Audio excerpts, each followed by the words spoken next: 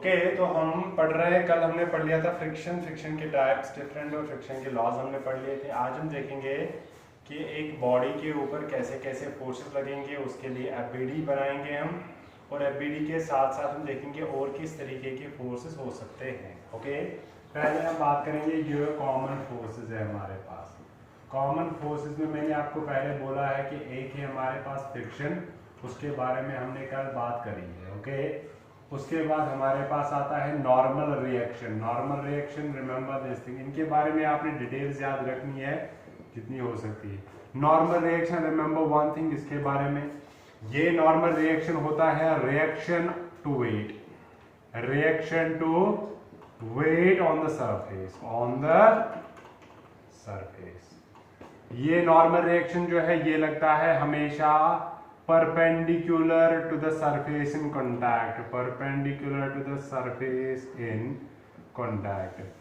It can be equal to weight, it cannot be equal to weight, not necessarily equal to weight. ये equal to weight होता है flat surfaces पे, inclined पे ये equal to weight नहीं होता है। horizontal surfaces के लिए क्या होता है, horizontal surfaces में हमारे पास नॉर्मल रिएक्शन जिसको हम यूजुअली नीटा से नोट करते हैं, नीटा जो है वो इक्वल होता है वेट के।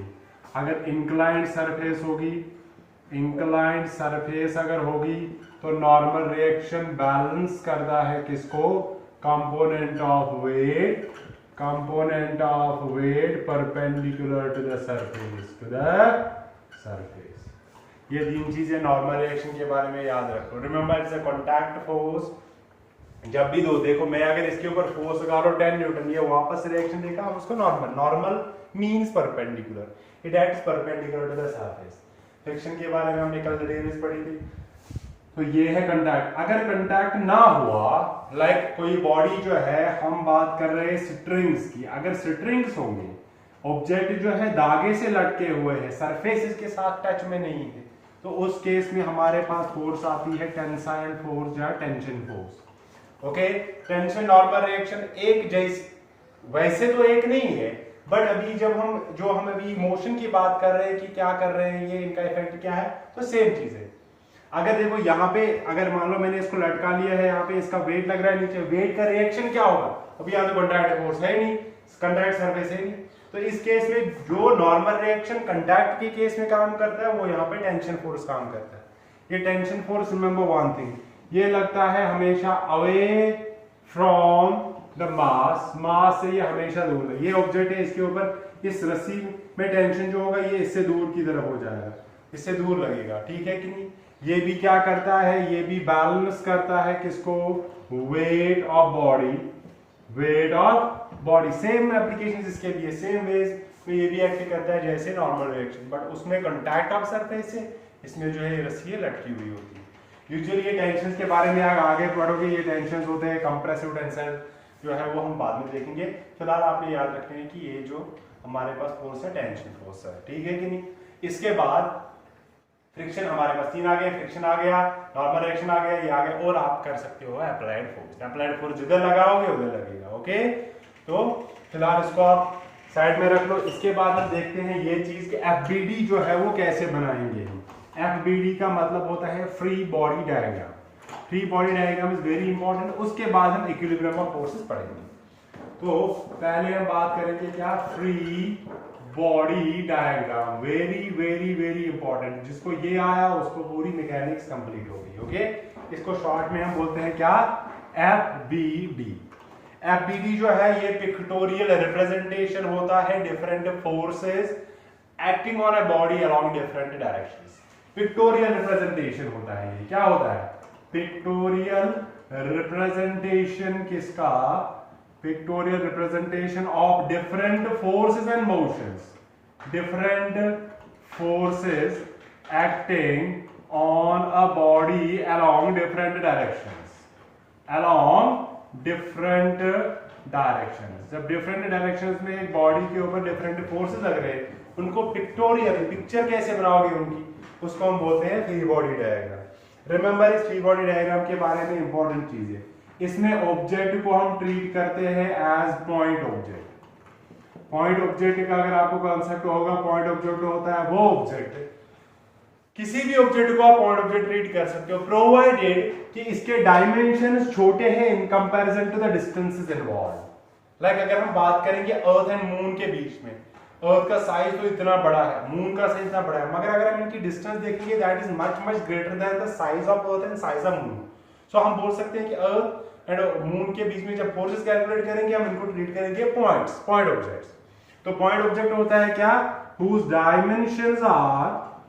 whose dimensions are small या negligible in comparison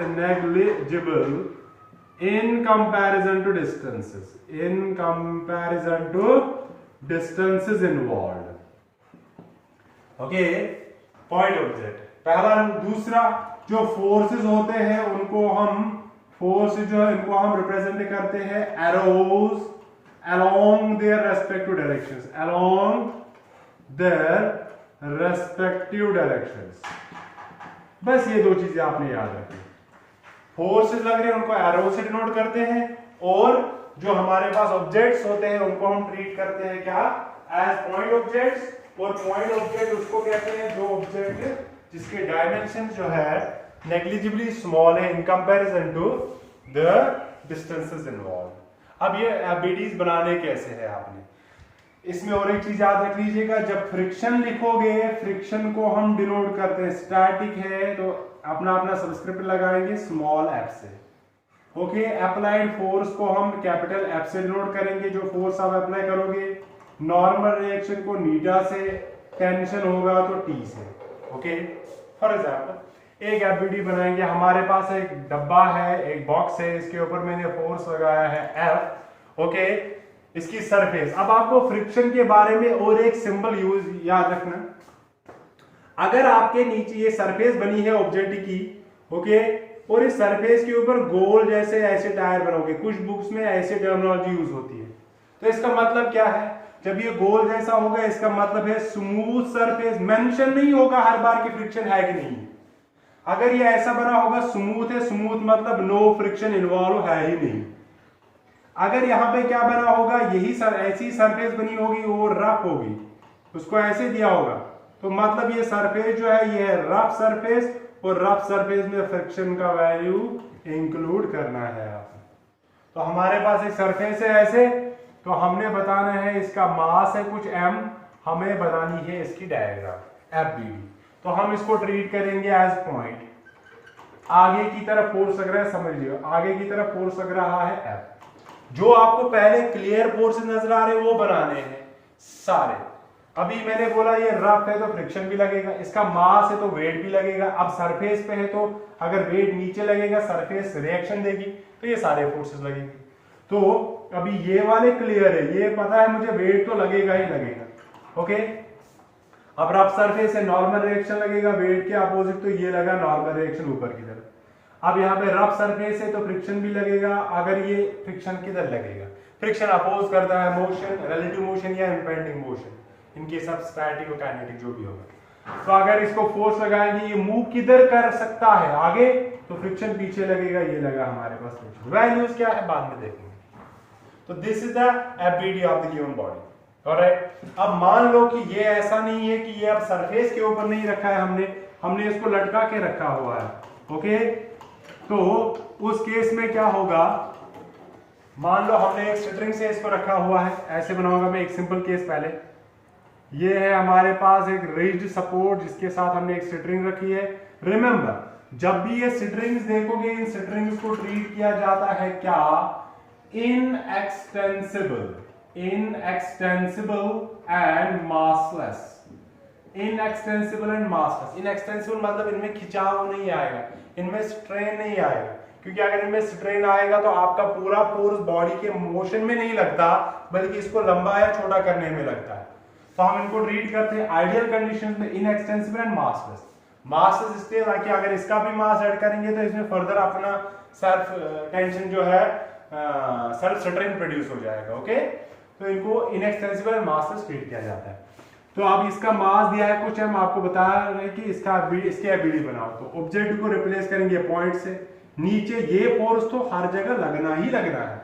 इसके अलावा अब अगर ये खाली एक ही लग रहा है तो ये नीचे आएगा, अभी नीचे तो आ नहीं रहा है, मतलब इसको ऊपर एक फोर्स लग रहा है, कौन सा, अवे फ्रॉम द मास। मैंने बोला स्ट्रिंग्स में टेंशन लगती है तो टेंशन आ गया, ये खत्म बात। ओके, यहाँ पे फ्रिक्शन नहीं होगा क्योंकि इसी सरफेस के कॉन्टैक्ट में। इसी केस के स्ट्रिंग का केस और एक बनाएंगे थोड़ा सा कॉम्प्लिकेटेड। ये आपके पास एक डब्बा है, ये मैंने रखा है सरफेस के ऊपर। ओके, पहले बनाएंगे सिंपल वाला केस, उसके बाद इसको थोड़ा कॉम्प्लिकेट करेंगे। और यहाँ पे एक पुल्ली है, पुल्ली जो है, पुल्ली को भी ट्रीट किया जाता है मासलेस मासलेस। पुल्ली जो है इसको भी मासलेस रखा जाता है क्योंकि अगर इसका भी मास आएगा तो खामा का एक ऐसी एक्सप्रेशन आएगी जिसके साथ हमें भी कोई लेना देना। ये है मास हमारे पास m1, ये है मास हमारे पास m2। तो ये जो सरफेस कांटेक्ट में नहीं है, ये सरफेस कांटेक्ट में है, रफ है, तो यहाँ पे फ्रिक्शन है। इसकी एफबीडी बना लो, देखो कैसे। पहले इसके लिए अलग अलग, हर बॉडी के लिए अलग अलग एफबीडी। तो पहले इसकी बात करेंगे m2, इसको नीचे की तरफ मास है तो वेट तो नीचे की तरफ लगेगा ही लगेगा।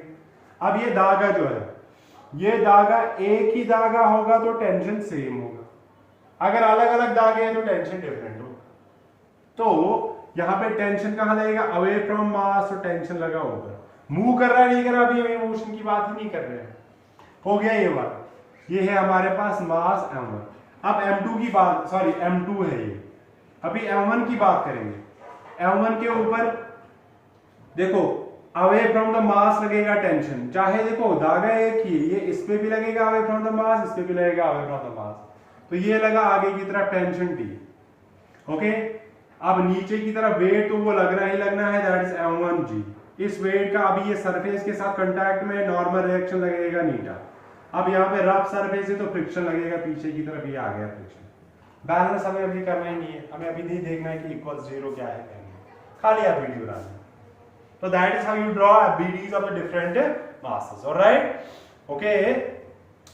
तो FBD बनाने के बाद अब हम बात करेंगे कि इक्विलिब्रियम ऑफ फोर्सेस। ओके, इस FBD के ऊपर हम क्वेश्चंस करेंगे बहुत सारे, बट फिलहाल हम बात करेंगे कि ये वो इसी में आएगा। इक्विलिब्रियम ऑफ फोर्सेस देखेंगे क्या है पहले, उसके बाद हम देखेंगे कि इक्विलिब्रियम में अगर ना हो, अगर एक्सेलरेशन में होगी बॉडी तो क्या होगा।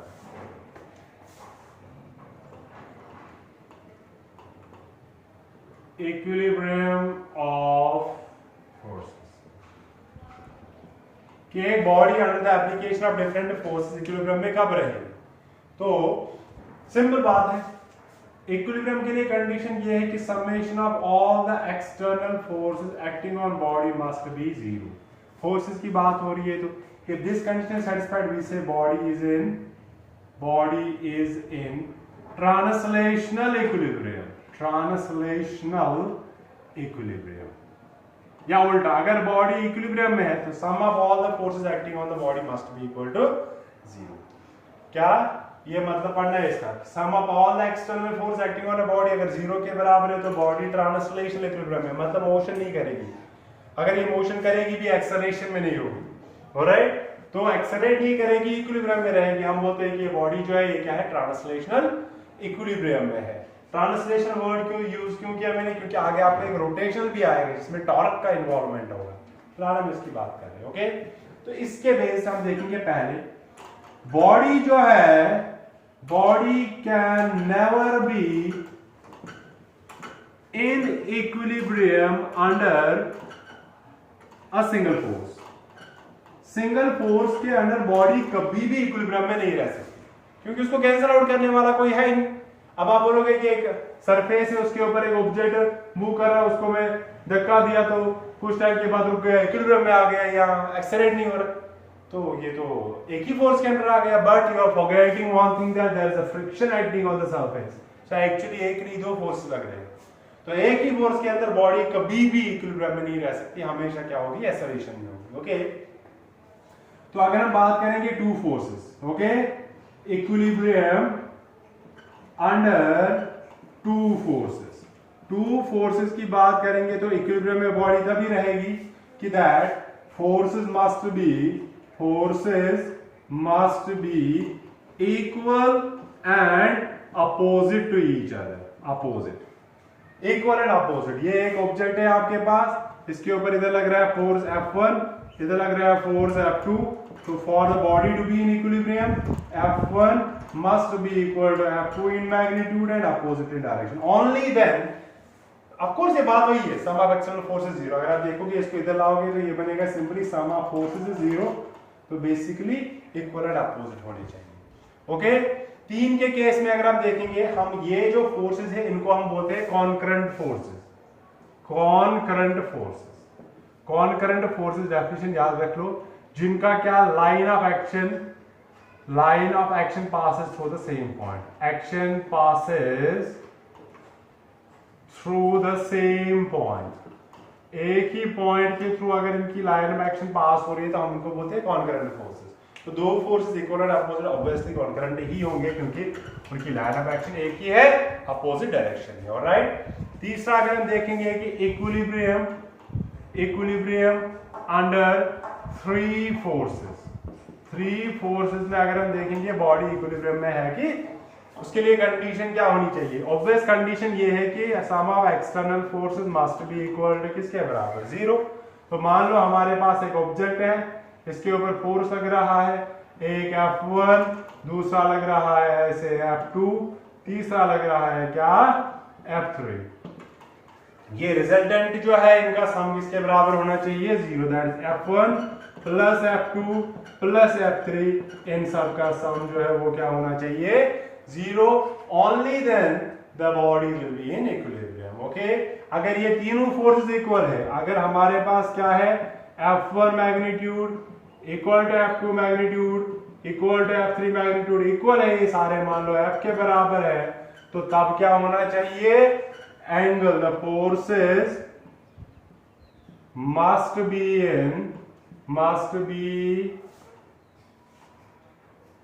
at 120 degree angle with each other. एक दूसरे के साथ एक कितना एंगल बनाए 120 का एंगल बनाएगा अगर तीनों का मैग्नीट्यूड इक्वल है. अगर अनइक्वल है तो दैट्स नॉट नेसेसरली कि इनके बीच में एंगल जो है 120 का बनना चाहिए. ओके, तो इनके लिए ये जो तीन फोर्सेस है हमारे पास, इन तीन फोर्सेस के लिए अगर आपने बनानी है कि अगर आप इनको ज्योमेट्रिकली रिप्रेजेंट करोगे तो कैसा होगा, आपने पढ़ा है ट्रायंगल लॉ से. मान लो ये है हमारे पास फोर्स F1 आगे की तरफ जा रहा है, दूसरा फोर्स है F2 इधर जा रहा है, तीसरा फोर्स है F3 इधर जा रहा है. अगर ये क्लोज फिगर बनाएंगे, ये है F1 force, F2 force, F3 force, तो इनका रिजल्टेंट भी क्या आ जाएगा, तो sum of these forces is always 0. क्यों, आपने ट्रायंगल लॉ से पढ़ा है, पॉलीगन लॉ से कि दो फोर्स का सम तीसरा वेक्टर इन अपोजिट डायरेक्शन दे रहा है. या the last vector from the tail of the first to the head of the last, tail of the first इधर है, head of the last भी इधर ही है, तो इसकी लेंथ 0, तो रिजल्टेंट इनका क्या आ जाएगा 0 आ जाएगा. ओके, तो इसी तरह 4 फोर्सेस के लिए, 5 फोर्सेस के लिए एंड सो ऑन, जितने भी नंबर ऑफ फोर्स है सम 0 होना चाहिए. एक क्लोज फिगर बनाना चाहिए जिसका लास्ट वाले का हेड पहले वाले के टेल के साथ कोइंसाइड करे. ओके, तो तब हम बोलते हैं कि ये बॉडी जो है इक्विलिब्रियम में है. किसमें है, इक्विलिब्रियम में. ओके, तो अब ये जो बकवास हमने करी यहां तक, इसको हम अप्लाई करेंगे. अदरवाइज ये बकवास ही, अगर आप इसको अप्लाई करना नहीं, अगर आपको इसको अप्लाई करना नहीं आएगा. For example, what if the body is not in equilibrium, तब क्या होगा. तो न्यूटन साइकिल आपको कहती है अगर बॉडी इक्विलिब्रियम में है तो एक्सटर्नल फोर्सेस का सम जो है वो 0 आ गया. अगर नहीं है तो ये बॉडी जो है ये है इक्विलिब्रियम में. अगर बॉडी इक्विलिब्रियम में नहीं है तो एक्सेलरेशन में. उस केस में सम ऑफ एक्सटर्नल फोर्सेस जो है वो किसके बराबर आएगा, mass into acceleration of the body. Simple, Newton second law of motion. Okay, तो देखते हैं, पहले कुछ केसेस देखेंगे हम, कुछ इंपॉर्टेंट केसेस देखेंगे. सपोज हमारे पास एक ऑब्जेक्ट है, इसको रखा है हमने एक सरफेस के ऊपर. ओके, आपको बताना है इसमें फ्रिक्शन का वैल्यू फाइंड करना है एंड ऑल दैट. इसमें इतना दिया आपको, इसके ऊपर मास लग रहा है m. ओके, और हमने इसके ऊपर फोर्स लगाया है किसके बराबर, 4 जो भी लगाया हमने. फिलहाल हम देखेंगे इसके ऊपर फ्रिक्शन कितना लगेगा. तो मैंने फोर्स लगाया छोटा सा f, आप बनाओ इसकी एफबीडी. पहले एफबीडी बनाएंगे, नीचे की तरफ लगेगा mg, इसका रिएक्शन नॉर्मल, आगे की तरफ फोर्स f, पीछे की तरफ फ्रिक्शन. कोएफिशिएंट ऑफ फ्रिक्शन जो है वो आपको अज्यूम कर लो म्यू है. स्टैटिक है तो म्यू s लिख सकते हो आप, या सिंपली म्यू लिख लो. तो फॉर इक्विलिब्रियम के लिए कंडीशन याद रख लीजिएगा, इसीलिए मैंने बोला फॉर इक्विलिब्रियम के लिए कंडीशन ये है कि sum of all the forces जो है, sum of all the forces must be equal to 0। या आप अगर आप अलग अलग एक्सिस में लोगे और आप ऐसा बोल सकते हो sum of forces along x axis must be 0, sum of forces along y axis must be 0 and z axis must be 0 अगर 3D की बात होगी। तो अगर हम यहाँ पे करेंगे sum of force along x axis 0, तो एक्स एक्सिस में लग रहा है f आगे की तरफ माइनस f लग रहा है पीछे की तरफ, सम किसके बराबर 0, तो external force equal to friction के बराबर। ये आगे एक। दूसरा अगर हम वर्टिकल की बात करेंगे summation of force along y axis 0, तो y एक्सिस में हमारे पास नॉर्मल ऊपर mg नीचे, इनका माइनस सम करेंगे तो एक पॉजिटिव दूसरा नेगेटिव 0, तो नॉर्मल आ गया किसके बराबर, ये बोला मैंने नॉर्मल mg के बराबर होता है। तो वैल्यू है इसका। आप यहाँ पे ये भी फाइंड कर सकते हो, आपको ये भी पता है, बट आपको ये भी पता है फ्रिक्शन होता है म्यू टाइम्स नॉर्मल रिएक्शन, तो it is mu S times normal किसके बराबर है, mg के बराबर आ गया हमारे पास फ्रिक्शन। और यही फ्रिक्शन किसके बराबर, एक्सटर्नल फोर्स के बराबर है, क्योंकि बॉडी अभी मूव नहीं कर रही है। तो यही मैंने कल भी आपको बताया था कि if the applied force is less than the static friction then the static friction is equal to the applied force. Okay, तब ये दोनों इक्वल होंगे। ये हो गया सिंपल केस। अभी मोशन नहीं हो रही है, मोशन अभी नहीं हो रही है। अब यही सेम केस है, अब मोशन लाएंगे इसको, अब इसको एक्सेलरेट करेंगे तो क्या होगा। ओके, सेम केस है। अभी मैंने इस बॉडी के ऊपर फोर्स जो लगाया, अब बड़ा कर दिया, तो अब ये बॉडी जो है आगे की तरफ एक्सेलरेट करने लगेगी। ओके, तो हम क्या करेंगे, हम इसकी एबीडी बनाएंगे। ध्यान से देखिएगा, नीचे है ये mg, अपवर्ड लग रहा है नॉर्मल, पीछे लग रहा है फ्रिक्शन, और आगे लग रहा है force applied that is F। मगर इसी F की वजह से ये आगे एक्सेलरेट हो, ऊपर नीचे एक्सेलरेट नहीं हो रही है। तो ये बॉडी जो है, तो body is in vertical equilibrium. Vertical equilibrium का मतलब क्या है, ना तो ऊपर ना नीचे, नेट फोर्स सम 0। तो वर्टिकल इक्विलिब्रियम में तो summation of forces along y axis वाला 0 होना चाहिए। तो y एक्सिस में हमारे पास नॉर्मल ऊपर, ओके, नॉर्मल हमारे पास ऊपर माइनस mg नीचे, नेट कितना आ गया 0। ओके, तो हमारे पास नॉर्मल का वैल्यू कितना बन गया, mg के बराबर। इजी। हॉरिजॉन्टल में इक्विलिब्रियम में, क्योंकि हॉरिजॉन्टल में ये एक्सेलरेट हो रही है, ओके, मास इनटू एक्सेलरेशन। तो अलोंग एक्स एक्सिस अगर हम बात करेंगे, अलोंग एक्स एक्सिस क्या है, फोर्स लग रहा है आगे F, इसको अपोज कर रहा है माइनस फ्रिक्शन। अगर ये दोनों अगर इक्विलिब्रियम में है तो इन दोनों का सम 0 है, अगर नहीं है तो फिर क्या है, मास इनटू एक्सेलरेशन। तो फिर है ये मास इनटू एक्सेलरेशन के बराबर। सिंपल। ओके, इसकी एक्सेलरेशन मान लो, बट हमें ये पता है क्या, फ्रिक्शन जो है ये होता है म्यू टाइम्स नॉर्मल, तो ये आएगा म्यू एस टाइम्स नॉर्मल किसके बराबर है, mg। ये वैल्यू यहां डालेंगे, f minus mu S times mg जो है ये बन गया ma, तो विच इंप्लाइज एक्सेलरेशन का वैल्यू आएगा f minus mu S mg divided by m के बराबर। This way you can find the acceleration of the body. Very easy. Okay, that is the case of, इसके लिए simple case है ये इसका friction का। ओके, ये सिंपल केस है फ्रिक्शन का। ओके, तो इसके बाद नेक्स्ट वाला देखते हैं।